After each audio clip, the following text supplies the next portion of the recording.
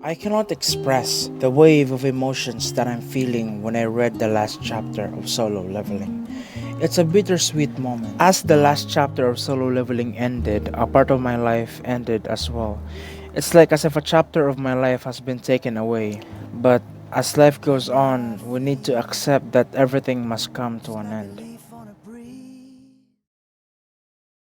The ending of Solo Leveling wasn't the best, nor it's the worst. It was just beautifully average. As I said earlier, it was a bittersweet moment because we see Sang Jin-woo being granted the wish of turning back the time and fixing the mistakes of the world, not selfishly for himself. Yes, he can now relive the past and see his family happily, but the main reason of the rewinding of time is that he wants the world to be peaceful again.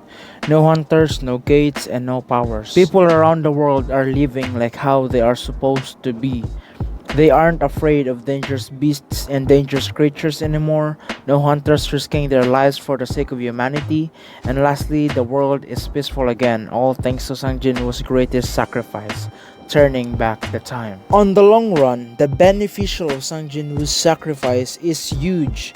But what he gained for himself is different. What I mean by that is that Sang Jin-woo's time rewind isn't beneficial towards himself. Yes, the world might be peaceful again, but his experiences, his relationships, and bonds with other people before he rewinded the time are all gone, erased through time. All of that is lost because of his heroic actions, and that's what I meant by bittersweet. But I think that's what makes this ending beautifully average. It's not the best ending. You know why?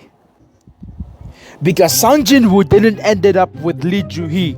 Okay, I might sound salty, but Lee Joo-hee was the first love interest Sang Jin-woo have. Oh, you think Chae-in is the perfect girl for Sang Jin-woo? Let me tell you something. Lee Joo-hee was the one who healed and treated Sang Jin-woo's wounds and stayed on Sang Jin-woo's side when he was weak. She never left Sang Jin-woo when he was injured. She never left Sang Jin-woo when he was a nobody. She was by his side when Sang Jin-woo was the world's weakest hunter. Chae-in, on the other hand, she fell in love to Sang Jin-woo because Sang Jin-woo smelled nice. What the f- It's just not fair on Lee Joo-hee because she was always been treated as a background character. She appears on the screen very quickly and has not been given the respect she rightfully deserves. And it's such a shame because she is actually a very interesting character.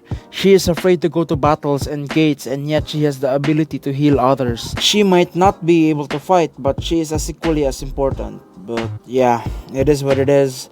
The story has ended and nothing we can do about it. It's sad that she isn't treated like one of the main characters because she and Sang Jin-woo has more dynamic and built relationships, even more so than Chae-in. Don't get me wrong, Chae-in is super cute and she is very beautiful. But do I think she deserved the heavenly body that Sang Jin-woo have? So because of that, the ending isn't great. But the reason why the ending is not bad either is that the rewinding of time is genius in terms of story writing, at least for me.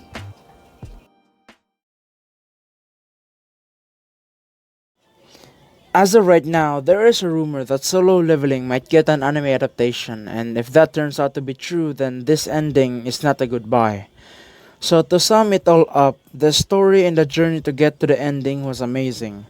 There was not a single moment where I regret reading Solo Leveling. It was all worth my time. I will never forget this humbling experience and I will never forget this amazing story. I know this manhwa might be forgotten in the next 5 to 10 years, but still, this manhwa will live forever and will forever remain in my life. Thank you, Solo Leveling, and have a good one.